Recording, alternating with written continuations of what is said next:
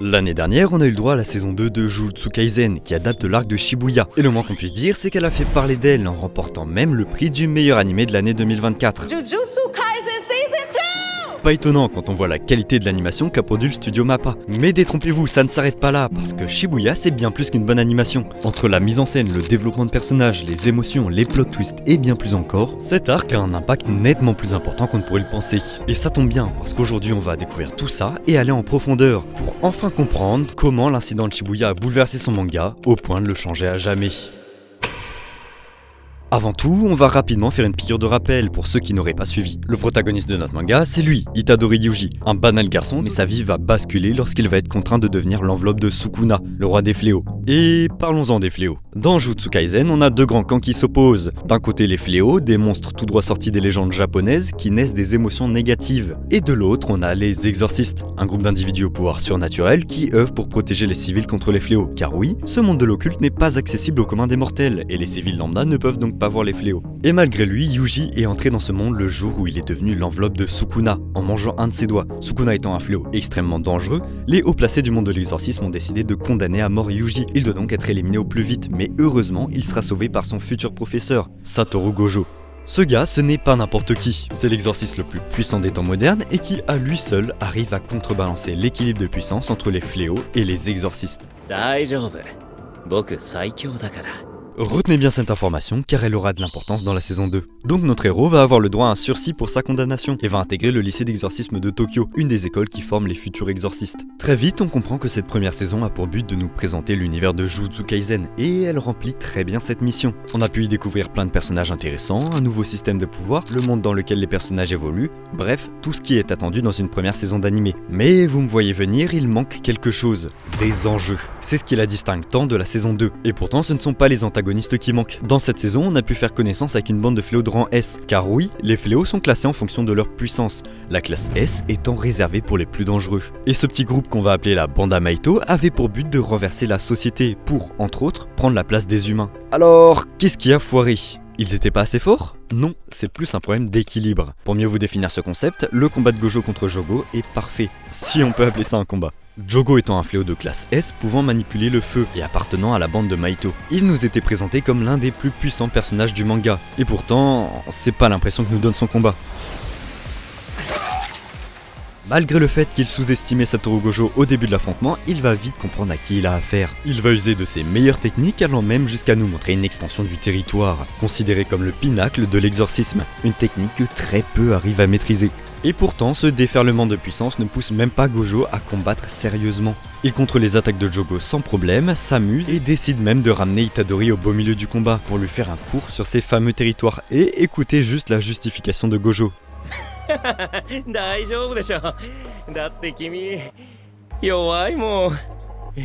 On a là toute l'étendue du problème de la saison 1. Satoru est trop fort pour son manga. Tellement fort au point de ridiculiser les ennemis les plus puissants sans même combattre de manière sérieuse. Cette puissance démesurée, elle a toujours été plus ou moins là chez Gojo, car il est né en tant que petit prodige. D'une part parce qu'il est détenteur du 6ème œil, pour la faire simple, c'est un don inné qui apparaît très rarement dans le clan Gojo et qui permet d'avoir une vision de l'énergie occulte extrêmement poussée. Mais dans notre cas, ce qui nous intéresse, c'est que ce don permet à l'utilisateur, donc Gojo, d'exploiter le plein potentiel de la technique de l'infini, qui est son sort inné et qui lui permet d'user de ses techniques bleues, rouges ou encore violettes. Et pourtant, c'est cette même puissance qui posera problème dans la saison 1. La plupart des combats de nos protagonistes n'ont pas d'enjeu sérieux, car on sait qu'à tout moment, Gojo peut venir sauver tout le monde. Il en va de même pour les antagonistes. On sait que malgré leur plan, Satoru Gojo sera certainement là pour les arrêter. Malheureusement, cette omniprésence va en partie éclipser le développement des autres personnages, car dans cette société d'exorcisme, les hauts dirigeants ont placé toutes les responsabilités sur Gojo. Et paradoxalement, c'est la présence de ce problème dans la saison 1 qui rendra la saison 2 si mémorable. Car oui, l'auteur a déjà sa petite idée pour le Deus Ex Machina qu'il a créé, mais pas besoin de se presser là-dessus, ça arrive bien assez vite.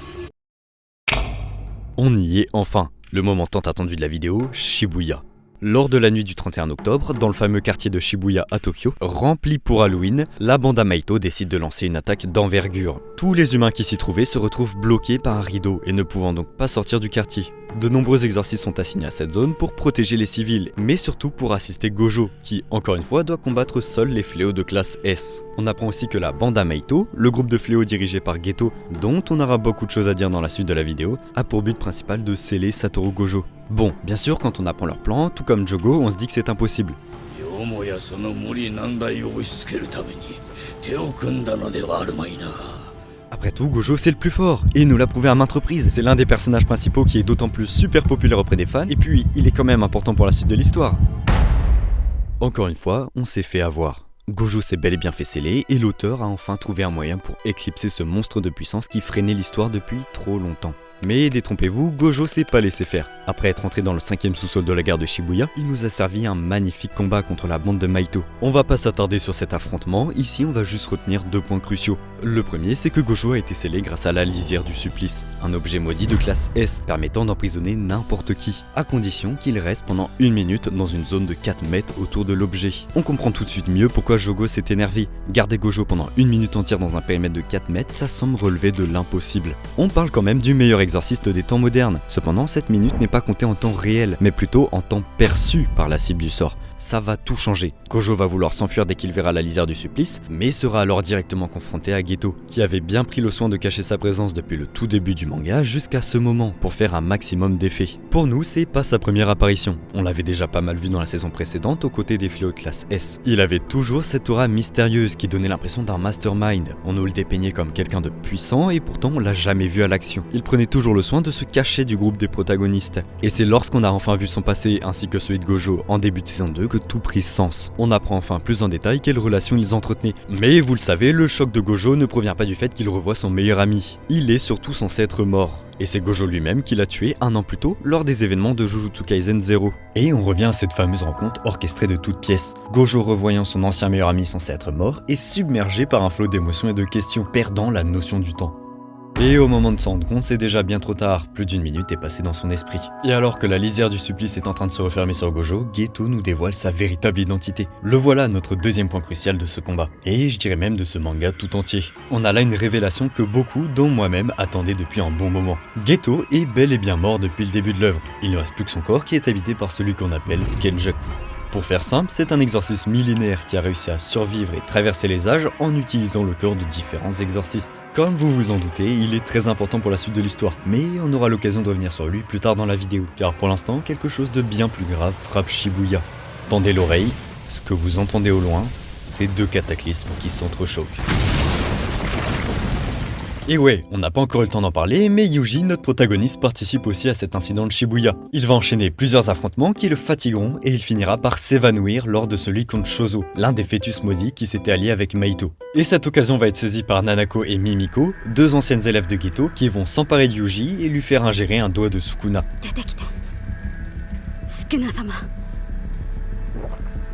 On l'a déjà vu à plusieurs reprises dans le passé, absorber un doigt à Sukuna c'est pas vraiment un problème pour Yuji, et c'est grâce à sa résistance assez hors du commun. Le problème c'est que le décèlement du doigt a relâché la puissance de Sukuna pendant un court instant, et la plupart des exorcistes et fléaux présents dans le quartier l'ont senti, dont Jogo.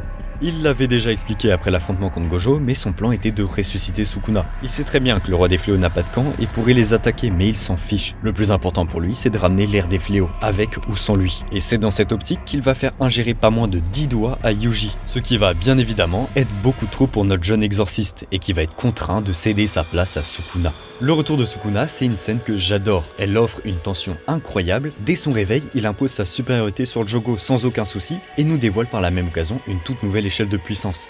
La tension est très bien gérée, que ce soit au niveau de la musique, les battements de cœur à utiliser, les plans resserrés, tout cela exprime parfaitement l'aura sinistre que dégage Sukuna. On a vraiment l'impression qu'il tient notre vie dans le creux de sa main et qu'il peut en faire ce qu'il veut. Et c'est littéralement le cas pour les personnages présents.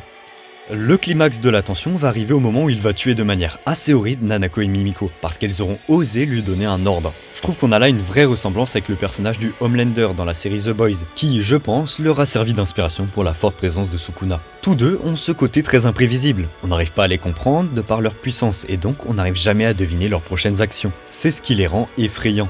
Bref, cette scène reste pour moi une des plus marquantes de cette saison 2, et je suis curieux de voir en commentaire ce que vous en avez pensé. Et en parlant de scène marquante, comment ne pas aborder la suivante, les 2 affrontements de Sukuna. Le studio Mappa nous a offert une animation incroyable pour cette saison 2, mais je trouve que ces 2 combats en représentent vraiment l'apogée. Outre l'aspect technique de l'animation, il apporte une toute nouvelle dimension de puissance à Jujutsu Kaisen. Tout à l'heure, je vous avais parlé du fait que Sukuna possède son propre grade dans l'échelle de puissance. Eh bien, on a là l'exemple parfait. Sukuna est littéralement en train de jouer avec Jogo, qui est pourtant un fléau de classe S. Alors oui, il peut y avoir de grands écarts de puissance entre les différents fléaux de même classe. Par exemple, le fléau du centre de détention pour mineurs dans la saison 1 n'aura rien à voir avec un Mahito ou un Dagon niveau puissance. Pourtant, ils appartiennent tous les trois à la classe S. Mais dans notre cas, c'est un tout autre niveau. Jogo n'arrivera pas à toucher Sukuna ne serait-ce qu'une seule fois dans tout le combat. Pourtant, c'est pas n'importe qui. Même s'il souffre de son image laissée par son affrontement contre Gojo, il aura réussi à neutraliser Maki, Nanami et Naobito Zenin sans aucun souci. Et ça accentue encore plus la force absurde de Sukuna dans ce combat à sens unique. Jogo finira évidemment par mourir à la fin de l'affrontement et ironiquement, le fléau des volcans périra par le feu de Sukuna. Malheureusement, après avoir ravagé une grande partie de Shibuya, Sukuna ne va pas s'arrêter là. Ça va être encore pire lors de son combat contre Makora qui va prendre une toute autre dimension. Alors que le combat contre Jogo avait des allures de catastrophe naturelle qui dévastaient les bâtiments de Shibuya, celui contre Makora nous montre bien plus l'horreur dont fait preuve le roi des fléaux. Derrière ces deux combats, il y a surtout énormément de civils qui sont tués. On a tendance à l'oublier, mais beaucoup de personnes se sont réfugiées dans les immeubles ou sous-sols du quartier, et ça pour échapper à la horde d'humains altérés qu'avait lancé Mahito. Et lors du combat contre Jogo, on n'a littéralement aucune mort de civils. Vous pouvez vérifier par vous-même, il n'y a que des dommages matériels. Et la tendance s'inverse complètement lors de la rencontre avec Makora. Que ce soit la mise en scène, les cris et les effusions de sang, tout est fait pour nous montrer le carnage qui se déroule dans Shibuya. Et ça a son importance, car lorsque Yuji va reprendre possession de son corps, il va se remémorer toutes les atrocités qu'a commis Sukuna. Et ça va l'abattre psychologiquement. Hormis le côté horrible de ces scènes, Yuji se voit surtout comme un meurtrier et pense être coupable de tous ses crimes. Nous avoir montré toutes ces scènes de mort au préalable permet de comprendre un peu plus le fardeau que porte Yuji. Et c'est d'ailleurs ce sentiment de culpabilité qui va l'obliger à se relever. Comme il le dit lui-même,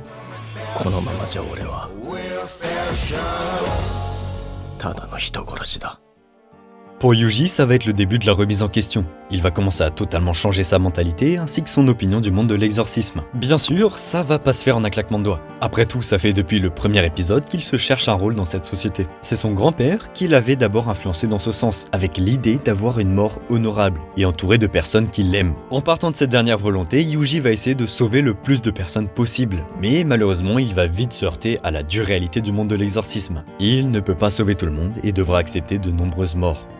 En tout cas, une chose est sûre, c'est que ce drame de Shibuya va continuer à mettre à l'épreuve les convictions de notre protagoniste. Mais celui qui finira son évolution, ce n'est pas Sukuna, mais bien son ennemi de toujours, Mahito. Le personnage de Mahito, il est super important dans Jujutsu Kaisen. Il va déjà nous introduire le concept de l'âme grâce à son sort, l'altération absolue. Mahito peut tout simplement voir l'âme des êtres vivants, qu'ils soient humains ou exorcistes, et la modifier en touchant la cible avec ses mains. Dit comme ça, c'est pas fou, mais c'est tout le contraire. L'âme étant liée au corps, Mahito peut donc modifier le corps des personnes touchées via leurs âmes, et ça s'arrête pas là. Il est aussi en capacité de modifier son propre corps via son âme. Face à une telle menace grandissante, les exorcistes vont vite attribuer la classe S à Mahito et commencer à le traquer pour le tuer. Et c'est ce qui va d'ailleurs amener Itadori à tuer des humains pour la première fois. Enfin, des humains assez spéciaux car ils ont été altérés par Mahito, et sont donc plus proches du fléau. Pour autant, le poids de ces morts reste tout aussi dur à porter pour Yuji. Malheureusement, ce sera pas la dernière fois que Mahito le fera souffrir. Au fil des rencontres, il prendra un malin plaisir à tout faire pour le blesser physiquement et mentalement. Mais alors, une question nous vient en tête, pourquoi Mahito fait-il une telle fixette sur Yuji ? Eh bien, c'est tout simplement parce qu'il est son ennemi naturel. En principe, notre fléau est censé pouvoir modifier le corps et donc tuer tout être vivant qu'il touche avec ses mains. Mais c'est pas le cas de Yuji. Lorsqu'il touche son corps, il va rentrer en contact direct avec Sukuna. Car oui, le corps d'Itadori abrite deux âmes en lui. Sukuna étant bien trop puissant pour Mahito, il ne pourra rien faire. C'est pour ça que Mahito est si fasciné par Itadori et qu'il veut absolument le tuer car il représente un trop gros danger. Bon, c'est bien beau tout ça, mais vous devez vous demander où est le rapport avec Shibuya si ça fait si longtemps qu'ils se rencontrent et se font du mal. Et ben justement, Shibuya représente l'apogée de l'opposition entre Yuji et Mahito. On a vu jusque-là que Mahito faisait souffrir Yuji psychologiquement, mais lors de Shibuya, ça va être démultiplié. Et pour bien le comprendre, revenons là où nous avons laissé notre protagoniste, juste après le combat de Sukuna, lorsqu'il a repris ses esprits. On retrouve un Yuji détruit mentalement. Il est torturé par ce qu'il vient de se passer, et son état mental est très bien représenté par le flot de souvenirs douloureux qui le submerge, et le son pesant qui monte en fond. お前がいるから人が死ぬんだよ Il se retrouve totalement perdu dans ses convictions et c'est ce qu'on pourrait appeler les prémices d'un changement d'état d'esprit. Il continue à déambuler doucement dans la gare jusqu'à ce que tout à coup, il entend des bruits de combat. Il va s'empresser de parcourir la gare pour trouver l'origine de ces bruits et finira par tomber sur Nanami, complètement épuisé. Ce dernier vient de triompher d'un combat contre de nombreux humains altérés, mais à la vue de son état physique, on comprend tout de suite que la situation n'est pas bonne. Pire encore, Maito est là, la main posée sur le corps de Nanami. Cette scène, je trouve qu'elle fait extrêmement mal. Il y a un moment de vide, sans musique, presque pas de dialogue, et pour seule ambiance sonore, un lourd bruit de fond. Lors de cette scène, on espère que quelque chose va se passer, que Nanami va s'en sortir, et pourtant, l'inévitable nous rattrape. Nanami rejoint tous les autres humains altérés, à l'état de simple cadavre. Pas besoin d'être un génie pour comprendre la douleur et la colère qu'a ressenti Yuji à ce moment-là. Et je trouve que les animateurs ont fait un super travail en montrant son visage passer de colère à désespoir. On a là une représentation des émotions très fidèle et réaliste. Va s'en suivre un combat entre Itadori et Maito, avec de nombreux échanges intéressants, mais on aura l'occasion de revenir dessus en temps voulu. On va plutôt se concentrer sur un autre aspect du combat et aller du côté de Nobara. On n'en a pas encore parlé, mais elle a subi l'arc de Shibuya de manière assez compliquée, avec des défaites et des coups en traître, et pourtant ça ne l'a pas empêché de retourner sur le champ de bataille, et par la même occasion de croiser Maito, qui était censé se battre au sous-sol de la guerre contre Yuji, non ? Et oui, ce Maito n'est qu'un clone, il possède la capacité de modifier son propre corps, mais pas celui d'autres personnes. Malheureusement, Nobara ne le sait pas, et va le combattre tout en ignorant la situation. Pour autant, tout n'est pas perdu. Elle a un avantage considérable sur le fléau et c'est nul autre que son sort inné, la technique vaudou. Avec son attaque résonance, elle a pu libérer une décharge d'énergie occulte directement dans l'âme de Maito et lui infliger de lourds dégâts. C'est d'ailleurs en sentant son énergie occulte exploser plus loin qu'elle a pu comprendre que le Maito devant elle n'était qu'un clone. Ce dernier va même la qualifier d'ennemi naturel au même titre qu'Itadori, c'est dire l'importance qu'elle a pris à ses yeux. Après cette attaque, Maito va décider de mettre son plan à exécution. Il compte tuer Nobara devant Yuji pour le détruire mentalement, comme si ça suffisait pas déjà. En tout cas, pendant ce temps-là, le clone de Maito est rentré dans la gare avec Nobara qui le poursuit. Il arrive à la distancer et change de position avec son original sans que Nobara ne le voie. Elle continue donc de penser qu'il n'a pas de sort. Et devant le regard impuissant d'Itadori, le vrai Maito touche le visage de Nobara.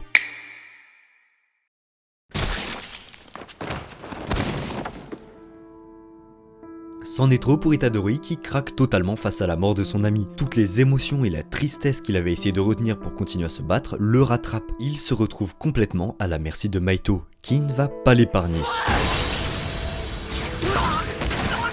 Yuji va finir par se faire sauver in extremis par Todo, qui lui fera ouvrir les yeux sur sa situation pour de bon.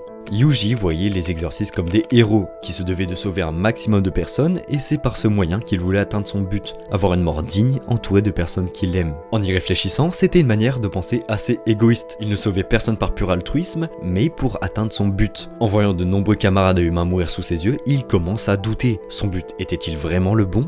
Après tout, peut-on vraiment avoir une mort digne ? Petit à petit, il s'est éloigné du véritable but de l'exorcisme, exorciser des fléaux. Et ça, Maito lui a bien rappelé.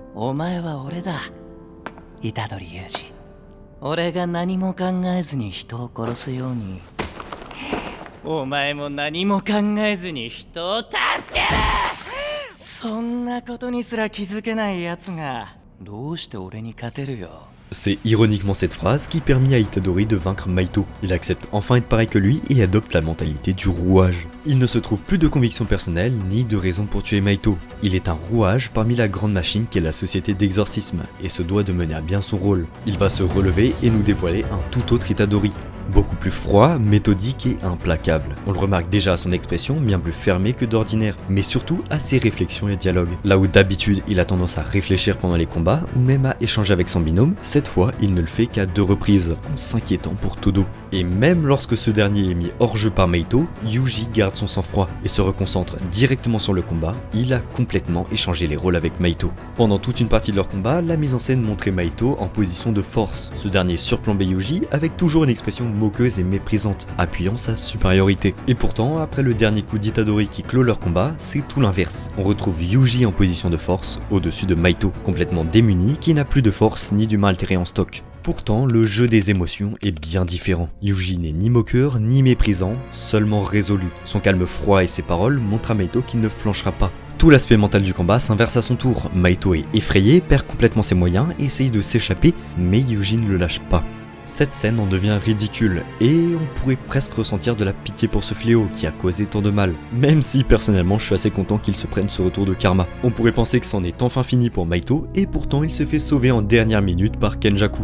Enfin, c'est ce qu'on croit, car ce dernier va en fait trahir Mahito en l'absorbant avec son sort volé à Geto, la manipulation des esprits. Le personnage de Kenjaku, on l'a très peu vu dans cet arc. Il a fait quelques apparitions importantes, mais dans la globalité, il est resté en retrait. Et c'est un choix super intéressant. On commence enfin à comprendre qu'il a une énorme importance dans Jujutsu Kaisen, pourtant on ne le voit pas. Ça renforce son image mystérieuse déjà très présente. Et ça nous met le doute sur la possibilité du sauvetage de Gojo qui, on le rappelle, se trouve toujours dans la lisière du supplice que détient Kenjaku. Mais attention, il ne faut surtout pas prendre cette absence pour de la faiblesse. Lors de sa dernière apparition à Shibuya, Kenjaku arrive à neutraliser Yuji, Kusakabe, les élèves de Kyoto, leur professeur ou encore même Shozo, le tout en gardant son expression sereine et supérieure. Outre sa puissance de combat, il va surtout briller par son intelligence et ses plans. C'est le véritable mastermind de ce manga. Il a organisé toute cette bataille de Shibuya dans l'ombre avec deux buts. Le premier, vous vous en doutez, c'est bien évidemment de sceller Gojo. Il était beaucoup trop puissant même pour Kenjaku, et ce dernier n'aurait jamais pu accomplir son plan avec Gojo en liberté. Shibuya, c'était en quelque sorte le parfait moment pour affaiblir Gojo, le surprendre puis le sceller, mais ça, on en a déjà parlé plus tôt. Son second but, bien plus imprévisible, c'était d'absorber le fléau Mahito pour avoir accès à son sort, l'altération absolue. Et tout comme vous, je me suis aussi demandé comment c'était possible. Eh bien c'est grâce à la manipulation des esprits, le sort inné de Geto. Ce sort permet tout simplement de dompter des fléaux, et donc de pouvoir les utiliser après les avoir absorbés sous forme de sphères. Mais ça ne concerne que le sort de base, pas sa technique supérieure, qui est littéralement l'apogée d'un sort. Sa matérialisation sous la forme la plus puissante, comme le météore supérieur de Jogo par exemple. Et la technique supérieure du sort de Geto se nomme Uzumaki. Elle permet de rassembler des fléaux absorbés par l'exorciste et d'en créer une sorte d'explosion d'énergie occulte très dense. Cependant, cette technique nous révèle toute sa puissance lorsqu'elle est utilisée sur des fléaux de classe semi-1 ou supérieure. Dans cette situation, il pourra par la même occasion extraire le sort du fléau et l'utiliser une seule fois. C'est ça qui nous intéresse. Kenjaku a besoin de cette technique et d'absorber Mahito pour mettre son plan en place. Enfin, on en parle depuis tout à l'heure, mais au juste, c'est quoi son plan? Je vais pas rentrer dans les détails du personnage, c'est pas le but de la vidéo. D'ailleurs, dites-moi en commentaire si vous voulez une vidéo sur Kenjaku en lui-même, je lirai tous vos retours.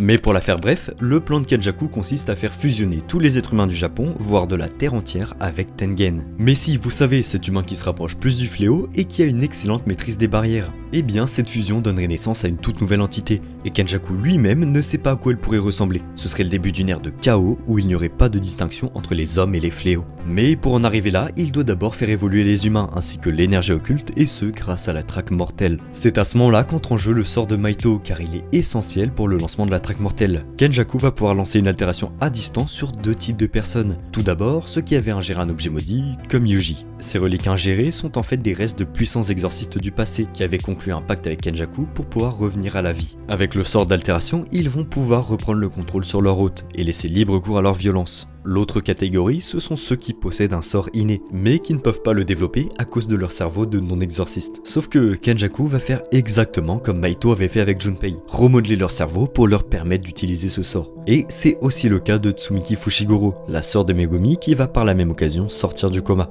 Kenjaku enfermera tous ces exorcistes dans son jeu de la traque mortelle et les obligera à s'entretuer. Tout ça pour accumuler de grandes réserves d'énergie maudite. Et ça change toutes les règles établies lors des précédentes saisons de Jujutsu Kaisen. Shibuya, c'est un arc qui marque un vrai basculement dans la structure narrative de l'œuvre. On passe d'une période d'équilibre entre exorciste et fléau qu'on pourrait presque qualifier de paisible, à un retour du chaos que nos héros devront affronter sans l'aide de Gojo et face à un exorciste millénaire. Shibuya clôt des intrigues en nous forçant à dire au revoir à des personnages qu'on adorait, mais en ouvre d'autres en nous proposant des développements de personnages incroyables, le tout en bouleversant les codes du shonen. Shibuya fait passer le manga d'une esthétique optimiste et lumineuse à une ambiance sombre et beaucoup plus sérieuse, en rebattant toutes les cartes dans le monde de l'occulte. Bref, je pense qu'on peut le dire sans crainte, Shibuya c'est bien plus qu'un simple arc, c'est la véritable clé de voûte de Jujutsu Kaisen.